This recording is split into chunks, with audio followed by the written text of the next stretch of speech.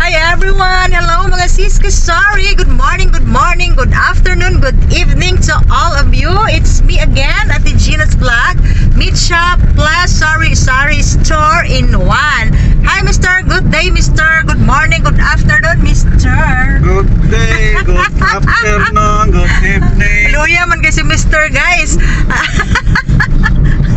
Okay, kanina kasi guys ay maaga kaming gumigising kasi nag-attend kami ng first mass sa aming parish. Kasi today is Mama Mary's birthday, September 8. So, pag birthday ni Mama Mary, ngayong araw na ito, September 8, ay para sa ating mga Catholic ay yun ay isang holiday of obligation nating lahat ng mga Roman Catholic, no? Mga misa ngayon ay parang parang Sunday Mass. So, maaga kaming gumigising and then ngayon lang kami nakapunta sa palengke, nagpalengke day. Kasi guys, nauubos na ang aking napakalakas na boneless bangos and then pork chorizo, nauubos din. Wala na doon sa store namin, sa meat shop. And then, namili din kami ng rice. 4 na sako lang ang kinuha ko. 2 sa sari-sari store ko sa bahay and 2 sa meat shop. Kasi, may kilo-kilo lang guys at saka konsumo na rin namin. Hindi na ako nag-stocks ng marami kasi ang laki ng ating kapital. And then nag-pick up kami ng pangdagdag na quarter leg and mga lamas, mga sibuyas, no? Update tayo sa sibuyas na Bombay. Ang tawag namin dito sibuyas Bombay. Yung onions ay nagbaba na siya, bumababa ng price niya 100, ano na lang bang 145. Yeah, 145 guys yung mga bagong open na sibuyas, and then yung mga medyo ilang araw na na-display ay 135. Pero ang kinuha ko ay yung maliliit and then 145 ang kilo. Tapos 120 ang garlic and yung luya ay merong 67, merong 70. Ang kinuha ko ay 67 per kilo. Maganda naman siya. Tapos fresh Mickey, fresh lumpia wrapper pala. Lumpia wrapper, yun yung mga binili namin sa palengke. Diyan guys yung aking rice. Tapos, sa katutang pamalit, Cobra Yellow na stick, 190 per case. Nagkuha ako ng 4 na case.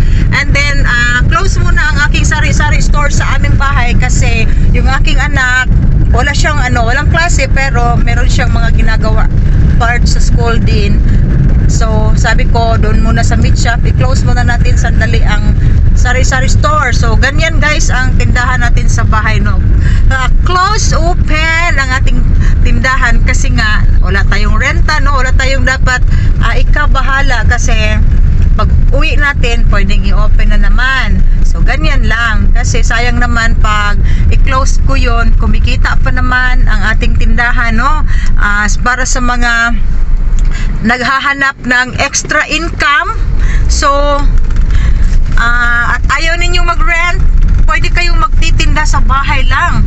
Kasi guys, kumikita talaga guys. May bibili at bibili talaga sa yung tindahan kahit na nasa bahay lang. May kita talaga.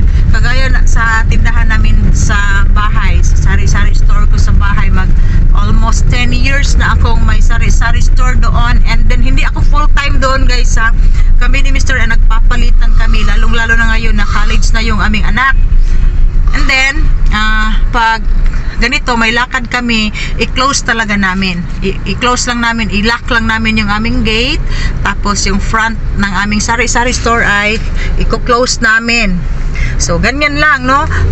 Kumikita tayo, wala pa tayong renta at pag suswertihin tayo, mag-click pa ang ating tindahan sa bahay lang. So ang laking bagay na meron tayong kumikitang kabuhayan na nasa bahay lang, hindi na kailangan na umaalis at mag-expense pa ng pamasahe, gasolina, ganyan.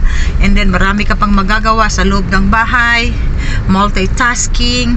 So ganun ang ginagawa namin guys, no? Kung kayo ay naghahanap ng extra income at sa tingin nyo pwede kayong sari-sari store sa bahay nyo ay gawin nyo na. And then yung mga saleable items, damihan nyo para maraming stocks at very attractive yung sari-sari store ninyong tingnan. Okay, at kami ay malapit na sa meat shop. Kita-kits na lang tayo sa meat shop namin kasi busy na ngayon. 3:28 na ng hapon. Kasi guys, dumaan pa kami sa water district. Nagbabayad ako ng bill namin sa tubig. Dalawang bill. 715 ang nabayaran ko sa bahay at saka sa meat shop na namin. Then yung 715 less 100 pesos kung tutuusin, yung bill ko ay ano lang 615. Kasi guys, ang mahal na ng singil sa ngayon, water district, no. Ang metering charge nila ay nasa 50 pesos per bill. Dati kasi 25 lang yan siya. So kung tutuusin, 600 lang ang aking water bill. Okay, kita-kits sa meat shop. Bye-bye! Okay guys, ito yung binili namin sa palengke. Yan lahat guys. Andun yung ating cobra. And may alugbati pa ako dyan. Sandubag pala. Yan. At nandito ang aking rice. 4 na sako. Tapos meron pang ito yung worth 2,000 pesos ko na chorizo. Tay, pansit tay. Nangita si ma'am. Nangita si ma'am. May customer ka agad. Kana ma'am, by one half ang balot. Okay, kami ay dumating na sa meat shop. At eto pa guys, kasi naubusan kami, nag-pick up talaga ko papa nag-vlog.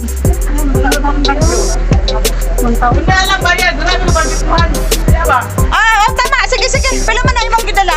1,000. Ay, pila man na imong pansit? Sige, shout out to my vlog na. Mga silingan. Sige, okay ra, ipaadto ko lang na kay ay.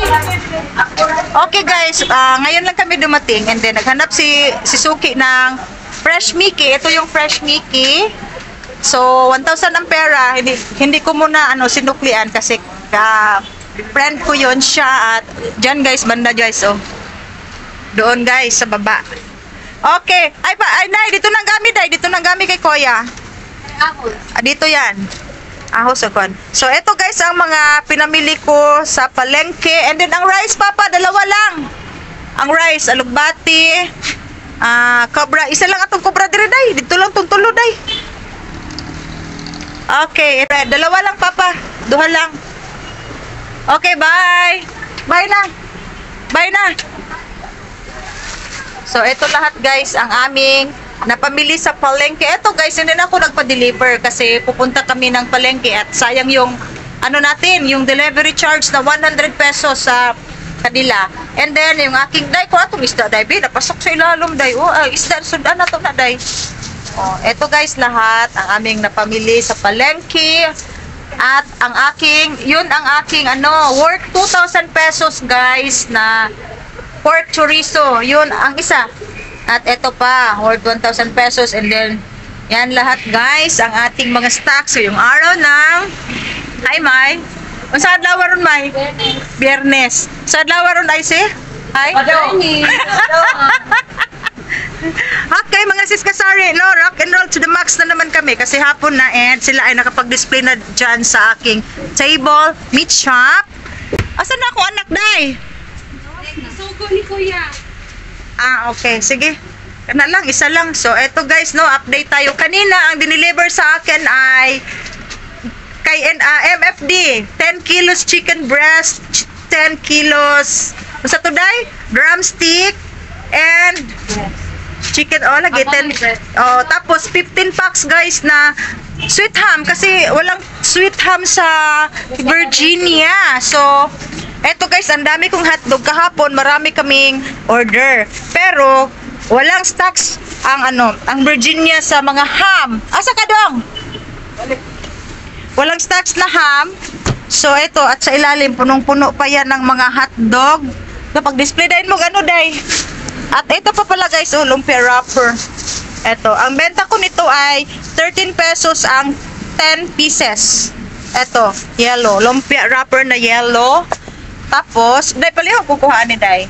So, meron pa tayong pork dito. Yan guys, meron tayong mga burger patties. Nagdagdag ako kasi nag-try lang ako ng 5 piraso. And then, malakas pala. So, ito, 55 ang benta ko with cheese. And then, meron ding plain, 53. Ito guys, 53. may bumibili pala. So, nagkuha tayo. Tapos, meron din akong bago dito, yung Champion Chicken Longganisa. Tapos, yung chicken rolls na with cheese din. Nandito, kalat guys. Tapos dito guys, ang dami kong nag-deliver na sa akin sa wakas si Sir Butch. Ito ang aking mga Magnolia chicken liver. Ang order ko ay 40 kilos. And then, ang dumating kahapon, nung isang araw ay, 30 kilos lang. So, it's okay. As long as meron tayong stocks. So, ito yung sinasabi ko guys, chicken rolls. Cheesy chicken rolls. Medyo mahal lang siya. And then, meron pa akong embutido dito. Ito yung mga stocks na dineliver sa akin kahapon. Ito guys. Meaty embutido. Okay. Ang dami naming ipapasok sa freezer. And si Mr. I, siya na naman lang uuwi. And magbabantay pa rin sa tindahan. Okay. So, ito yung sari-sari store natin. Sari-sari store with meat shop. Okay. Happy birthday, IC. Kahapon guys, birthday ni IC. Then, bongga ang aming handaan dito. Spaghetti lang naman. At saka, pork adobo. Okay guys. Kami ay maraming trabaho at kami ay magtitinda na. Okay, thank you so much for watching my vlog.